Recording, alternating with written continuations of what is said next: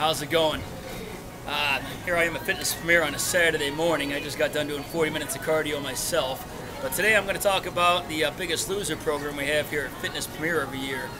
Every year, Fitness Premeir runs a program called the Biggest Loser Challenge. It's open to any and all Fitness Premeir member, and basically whoever loses the most amount of body fat in 3 months will win the entire contest.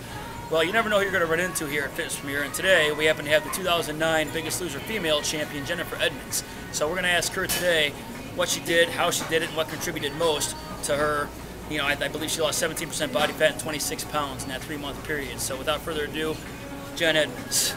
Here we go. Jen, how's it going? It's going great. How many minutes of cardio are you doing today?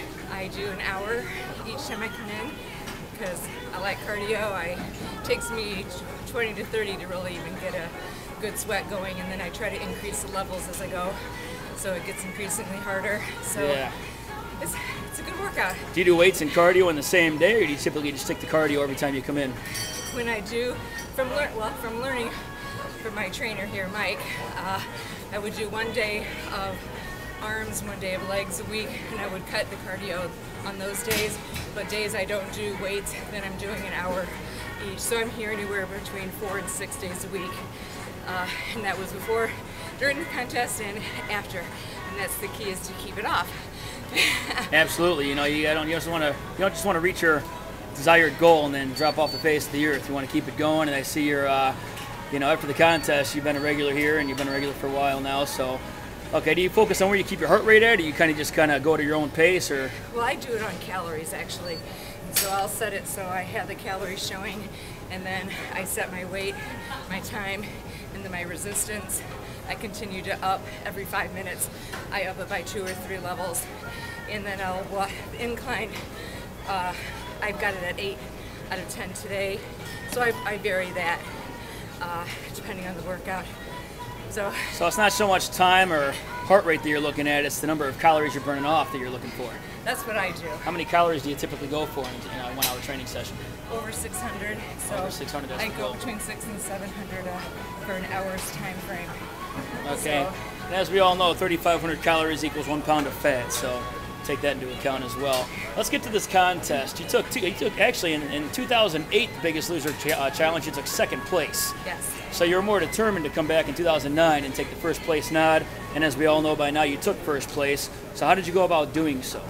A big key was, first of all, getting a trainer, and that was Mike Neumann here, and he was very, very diligent in making me work hard at the things I was learning with the arms and the legs, the timing of it within a week's time, and also the diet. He said, if you're not as serious and diligent in the kitchen, then you're not going to be as successful if you're only coming and working out. So the key that he gave me was the amount of protein that I should be eating at each dinner,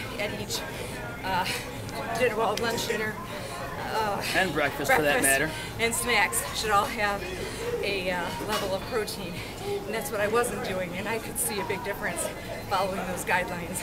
Yeah, that's one of the #1 factors that I see is the main reason people don't lose weight typically, I believe, is their protein levels are too low. So typically when I get a brand new client, I pretty much already know the protein levels are too low because most people are only eating twice a day as it is, and that was the case with Jen as well. So basically just upped her protein intake, and then in turn made her skin tighter, made her metabolism a little bit faster, made her insulin levels even throughout the day as opposed to being way down or way up high. That's another segment, we'll talk about that. And I think that's one of the key elements people are missing. Yeah, so if you ever come in here 5 days a week and you're noticing not a very big weight loss, probably it's because your protein levels are too low. So let's get back on Jen here now. So you focused on your diet, and you were doing weight training twice a week. And how many days a week were you doing cardio during this 3-month challenge? Anywhere from 5 to 7. I would come sometimes all day, every day each week, or cut it down to 5 or 6. But I would do a smaller level or a shorter amount when I did the weights. Okay. And I just want to point out here real quick that there's different ways of doing your cardio. I mean, you could always focus on where you want to keep your heart rate at. Typically, if you're eating the same amount of calories every single day, you want to keep your heart rate at a low intensity level. That way you'll burn off the most amount of fat. But if you're eating things you're not supposed to eat, like if you had a Tombstone pizza last night, or if you went to Taco Bell and had a few tacos, you might as well just burn off as most amount of calories possible, because you want to burn off more calories than you take in throughout the day. But if you're eating the way you're supposed to eat, you want to keep your heart rate at a lower intensity. But I got this other method called the talk test method. And as you can see, Jen's having kind of a hard time talking.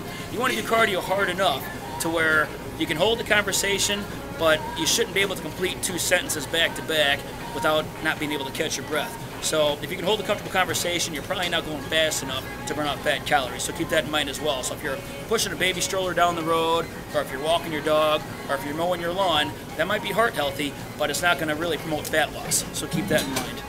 All right, Jen, what do you think kept you motivated throughout this 3-month process to keep it going? Because you stayed consistent. You were one of my main. You were the most consistent client I had throughout the 3-month period. So what kept you motivated? Well, I didn't want to be like last year and lose the weight and then have to come right back and lose it again. So I was trying to be diligent with the workout. Mike was always available even when our workout stopped, our training stopped. He was there for questions. He'd email me. I'd say I'm stuck, I'm at a plateau, and he'd have suggestions and I'd try them. And so I'm very competitive. And so yeah, she is very competitive by nature. Jennifer is. Yeah, and she mentioned the plateaus. Typically, if you do the same exact thing over and over again 4 to 6 weeks in a row, you're going to hit a plateau, and that's what Jen was talking about. And there's ways to get out of that plateau. Basically, that's another segment as well. We'll talk about that at a later date.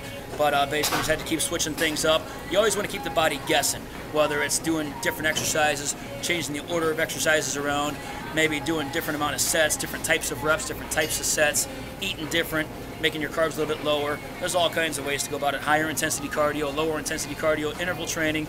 There's all sorts of ways to go about doing it. Basically, isolating your muscles in different ways are one of the key components to promoting fat loss. So, all right, Jen, what's the #1 tip you might give to viewers that might want to get into this contest in 2010? What do you have to say? Well, I would say if you could get a trainer that would be there for you, like Mike was, 24/7 on email here at the gym, that really helped me because I knew that he was worried about my success. He wanted me to lose because it's, his instruction that I'm following, and so I tried to do my best to have him in the limelight too a little bit because it was under his direction. So I'd say if you can get a trainer, even try it out for 8 sessions, get your feet wet with it, I think you'd find it very beneficial. Yeah, good point to make. And whether you're watching from Illinois, California, Arizona, doesn't even have to be me, really. The bottom line is people that have personal trainers are more successful than people that don't have personal trainers, because even me, I even got nutritionists and personal trainers that have helped me out along the way to get me to the point where I'm at now, and I still don't know everything, and I still have mentors that I look up to and people that I call and ask for questions all the time. So no matter what gym you work out at, always look into a personal trainer. Make sure they're certified. Make sure they know what they're talking about. Don't just get the first personal trainer that comes your way. Look into them first, and like I said, you'll be more successful with a personal trainer. So anyway, thanks for watching. Come back, Fitness Premeir sometime, Bourbonnais. Check me out. See you soon.